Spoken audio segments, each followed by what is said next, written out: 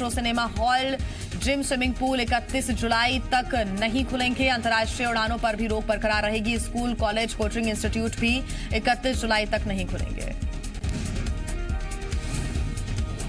आज से बैंकिंग सेवाओं से जुड़े कई नियम बदलने जा रहे हैं। बैंक खाता धारकों को आज कम ब्याज मिलेगा। देश भर में एटीएम से पैसे निकासी में मिलने वाली छूट खत्म हो जाएगी। बचत खाते में मिनिमम बैलेंस में छूट को नियम खत्म हो जाएगा। इंदौर में आज से शॉपिंग मॉल, रेस्टोरेंट खोलने की इजाजत मिल गई है। रेस्टोरेंट में बैठकर खाने की इजाजत नहीं मिली है। कलेक्टर ने इसको लेकर आदेश जारी किया है। शॉपिंग मॉल सुबह 9 बजे से रात 8 बजे तक खुलने की इजाजत दी गई है। शॉपिंग मॉल में फूड कोर्ट, सिनेमा हॉल और जिम नहीं खुलेंगे। 65 साल से ज्यादा के बुजुर्ग, 10 साल से कम के बच्चे और गर्भवती महिलाओं के मॉल आने पर रोक। मैजिक वाहन और सिटी वैन को शर्तों के आधार पर चलाने की अनुमति भी दी गई है।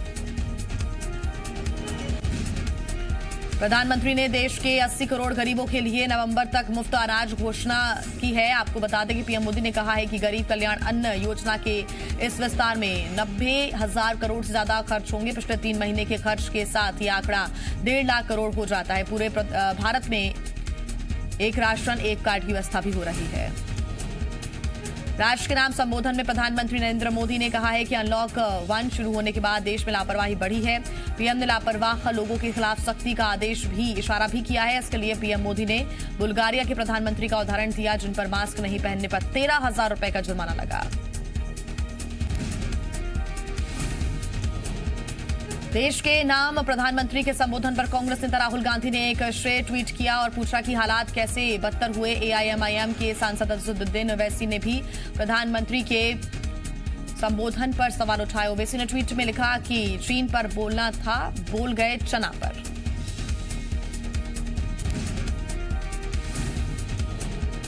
प्रधानमंत्री गरीब कल्याण अन्न योजना को नवंबर तक बढ़ाने के लिए सीएम शिवराज सिंह ने पीएम मोदी का अभिनंदन किया। सीएम शिवराज सिंह ने फैसले की तारीफ करते हुए कहा कि ऐसे फैसले एक संवेदनशील नेता ही ले सकता है। सीएम शिवराज सिंह ने भी शाराना अंदाज में राहुल गांधी पर पलटवार किया। शिवराज सिंह ने राहुल गांधी पर निशाना साधते हुए ट्वीट किया, जिसमें उन्होंने लिखा कि यूं ही दिल खोलकर आप बात करें, कभी अपनों से भी सवाल करें। आपको रहजनों से गिला है तो अपने क्या रहजनों से आप कुछ सवाल करें। कमलनाथ ने शिवराज सिंह पर हमला बोला। कमलनाथ ने ट्वीट में लिखा कि यार रहजनों से आपने भी तो खूब यारी निभाई है, जाकर उनके आगे खूब झोलियां फैलाई हैं, उनकी तारीफों में भी जी भर कर कसीदे गढ़े हैं। आज अपनों से सवाल की हिम्मत नहीं है आप में, इसलिए क्या खूब पलटी खाई है आपने। मध्य प्रदेश में आज से किल कोरोना अभियान का आगाज होगा और इस राज्य स्तरीय अभियान की शुरुआत सीएम शिवराज सिंह चौहान करेंगे। इस मौके पर स्वास्थ्य और गृह मंत्री डॉक्टर नरोत्तम मिश्रा भी मौजूद रहेंगे। किल कोरोना अभियान के शुभारंभ कार्यक्रम का आयोजन अपेक्स बैंक के समन्वय भवन में सुबह 11 बजे होगा। मुख्यमंत्री किल कोरोना अभियान के शुभारंभ पर inauguration of Sarthak light app और ऑडियो विजुअल की लॉन्चिंग करेंगे। इसके साथ ही द स्ट्रैटेजी डॉक्यूमेंट कोविड-19 response to recovery sustainable solution booklet का भी लोकार्पण करेंगे। इस अवसर पर मुख्यमंत्री कोरोना के प्रति जागरूकता लाने वाले आईसी वाहनों को हरी झंडी दिखाकर रवाना करेंगे। मध्य प्रदेश में 1 जुलाई से किल कोरोना अभियान की शुरुआत होने जा रही है। अभियान के आगाज से पहले सीएम शिवराज सिंह ने प्रदेशवासियों के नाम संदेश जारी किया। सीएम शिवराज सिंह ने कहा कि सरकार और जनता मिलकर कोरोना को हराएंगे और प्रदेश को स्वस्थ बनाएंगे।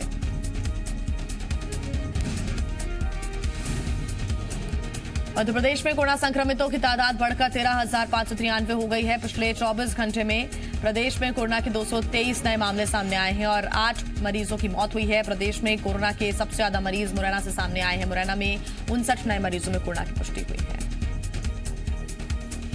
मध्य प्रदेश में बीते 24 घंटे में 96 कोरोना मरीजों को अस्पताल से डिस्चार्ज किया गया। प्रदेश में अब तक 10,395 कोरोना मरीज ठीक होने के बाद घर लौट चुके हैं, जबकि 2,626 मरीजों का अस्पताल में इलाज जारी है। प्रदेश में कोरोना से अब तक 572 मरीज जान गंवा चुके हैं। छत्तीसगढ़ में कोरोना का संक्रमण बढ़ता जा रहा है। स्वास्थ्य विभाग के मुताबिक प्रदेश में पिछले 24 घंटे में 63 नए मरीजों में कोरोना की पुष्टि हुई है। कोरोना के सबसे ज्यादा 49 नए मामले राजधानी रायपुर से सामने आए हैं। रायपुर में एक दिन में मिले कोरोना मरीजों का ये अब तक का सबसे बड़ा आंकड़ा है।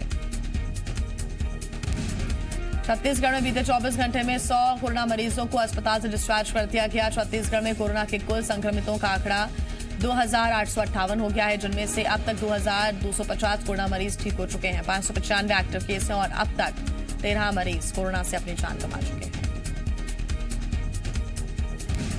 ग्वालियर नगर निगम कमिश्नर के पीए के कोरोना पॉजिटिव पाए जाने से नगर निगम में हड़कंप मच गया। पीए के संपर्क में आए 200 लोगों को क्वारंटीन होने के निर्देश दिए गए। कुछ लोगों के कोविड-19 टेस्ट भी कराए गए हैं। राहत की बात यह है कि नगर निगम कमिश्नर की रिपोर्ट नेगेटिव आई है। एहतियात के तौर पर नगर निगम कमिश्नर और उनके पीए के चैम्बर को सील किया गया।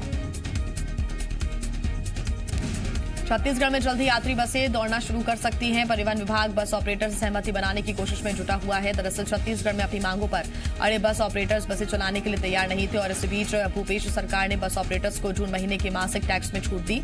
इससे पहले अप्रैल और मई महीने के भी टैक्स में छूट दी गई थी। सीएम भूपेश बघेल के निर्देश पर अस्थायी परमिट प्रक्रिया को भी सरल कर दिया गया है। बस संचालक अब घर बैठे स्पेशल परमिट भी ले पाएंगे। इसके लिए परिवहन विभाग की वेबसाइट पर जाकर आवेदन करना होगा। स्पेशल परमिट के लिए टैक्स और फीस भरने की सुविधा भी ऑनलाइन उपलब्ध रहेगी। दिल्ली पुलिस ने स्पेशल सेल के इंस्पेक्टर संजीव कुमार यादव की कोरोना से मौत हो गई। इसके साथ ही बीते 24 घंटे में राजधानी दिल्ली में 62 लोगों की मौत हो चुकी है। दिल्ली में अब तक कुल 87,360 लोग कोरोना पॉजिटिव मिले हैं। मंत्रिमंडल विस्तार को लेकर चल रही अटकलों के बीच सीएम शिवराज सिंह ने साफ कर दिया है कि 1 जुलाई के बाद ही मंत्रिमंडल विस्तार होगा। सीएम शिवराज कल ही 2 दिन के दिल्ली दौरे के बाद भोपाल लौटे थे। खबर थी कि मंत्रिमंडल में शामिल किए जाने वाले नामों पर सहमति बन गई है और 1 जुलाई को नए मंत्रियों की शपथ दिलाई जा सकती है। मंत्रिमंडल विस्तार को लेकर भोपाल में देर रात तक लंबी बैठकों का दौर चलता रहा। बीजेपी दफ्तर में हुई बैठक में सीएम शिवराज सिंह चौहान, बीजेपी प्रदेश अध्यक्ष वीडी शर्मा, संगठन महामंत्री सुहास भगत शामिल हुए। सीएम शिवराज सिंह चौहान बैठक खत्म होने के कुछ देर पहले ही चले गए थे। उनके जाने के बाद वीडी शर्मा और सुहास भगत के बीच चर्चा चलती रही। वीडी शर्मा ने कहा कि संगठनात्मक जरूरतों के हिसाब से मंत्रिमंडल तय किया जाएगा। उन्होंने कहा कि अनुभवी चेहरे, नए चेहरे और काम करने वाले चेहरों को मंत्रिमंडल में जगह मिलेगी। मंत्रिमंडल की तारीखों को लेकर कहा कि कोई मियाद नहीं होती है। उत्तर प्रदेश की राज्यपाल आनंदीबेन पटेल आज मध्य प्रदेश की राज्यपाल की शपथ लेंगी। आनंदीबेन पटेल को राष्ट्रपति ने मध्य प्रदेश की राज्यपाल का अतिरिक्त कार्यभार सौंपा है। आनंदीबेन पटेल आज दोपहर 3 बजे भोपाल पहुंचेंगी और फिर शाम 4:30 बजे राजभवन में एक सादे समारोह में उन्हें हाईकोर्ट के चीफ जस्टिस शपथ दिलाएंगे। मध्य प्रदेश के राज्यपाल लालजी टंडन का लखनऊ में इलाज चल रहा है और इसी के चलते आनंदीबेन पटेल को मध्य प्रदेश के राज्यपाल का अतिरिक्त प्रभार भी दिया गया है। आनंदीबेन पटेल इससे पहले भी मध्य प्रदेश के राज्यपाल रह चुकी हैं। वो उत्तर प्रदेश के राज्यपाल बनने से पहले 23 जनवरी 2018 से 28 जुलाई 2019 तक मध्य प्रदेश की राज्यपाल रही हैं। होशंगाबाद में वीएचपी नेता रवि विश्वकर्मा हत्याकांड में कांग्रेस ने इस मामले में बीजेपी को घेरना शुरू कर दिया है। सांसद दिग्विजय सिंह ने रवि विश्वकर्मा के परिजनों से मुलाकात की और उन्हें न्याय का भरोसा दिलाया। इसके बाद मीडिया से मुखातिब हुए दिग्विजय सिंह ने बीजेपी और पुलिस पर जमकर निशाना साधा। दिग्विजय सिंह का आरोप है कि मृतक वीएचपी नेता रवि विश्वकर्मा के परिजनों ने उन्हें शिकायती पत्र सौंपा है, जिसमें उन्होंने बीजेपी विधायक ठाकुरदास नागवंशी, बलराम बैस और नवनीत नागपाल पर हत्याकांड में शामिल होने का आरोप लगाया है। दिग्विजय सिंह ने कहा कि वो इस मामले में डीजीपी से मुलाकात करेंगे और अलग टीम बनाकर निष्पक्ष जांच की मांग उठाएंगे।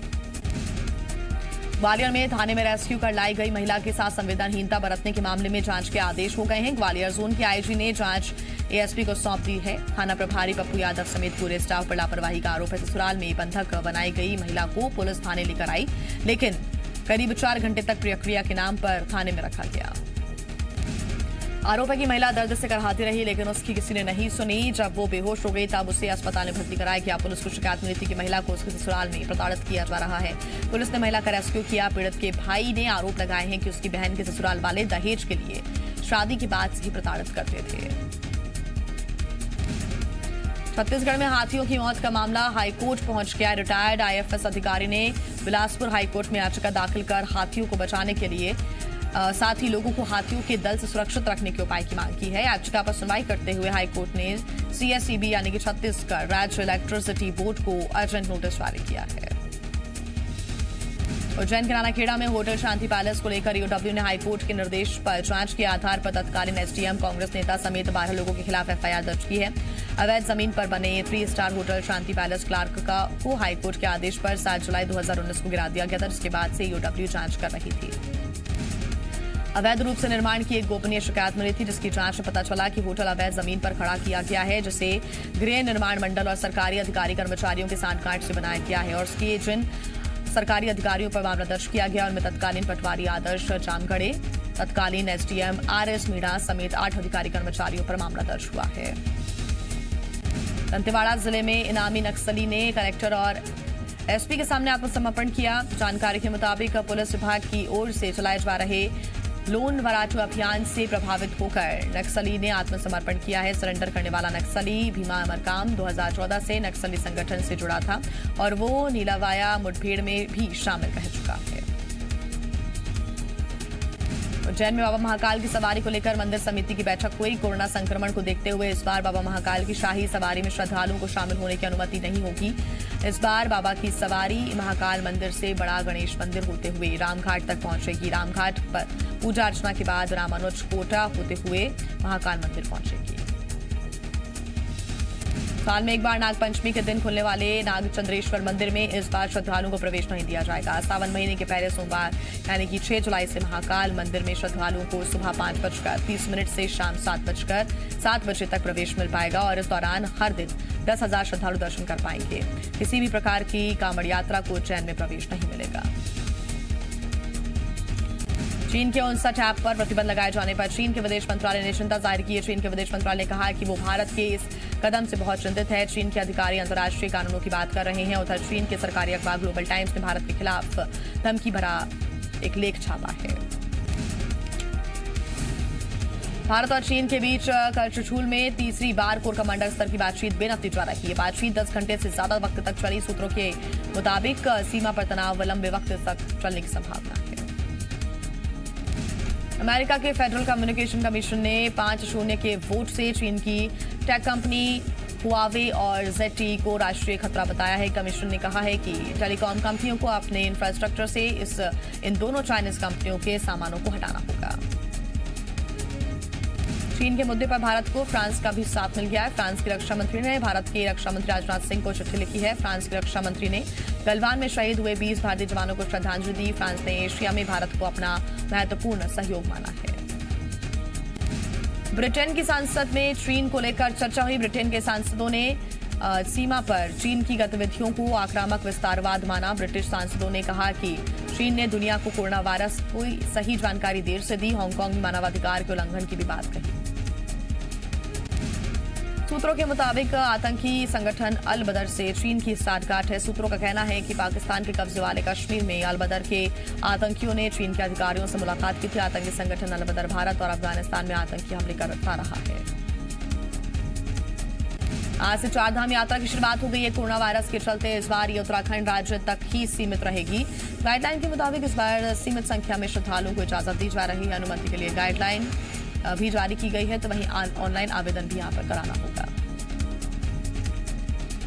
जम्मू कश्मीर में आतंकियों के खिलाफ अभियान जारी है। यहाँ के डीजीपी ने कहा है कि पिछले 6 महीने में 128 आतंकियों को मारा गया है। इनमें से 116 आतंकी कश्मीर में मारे गए हैं।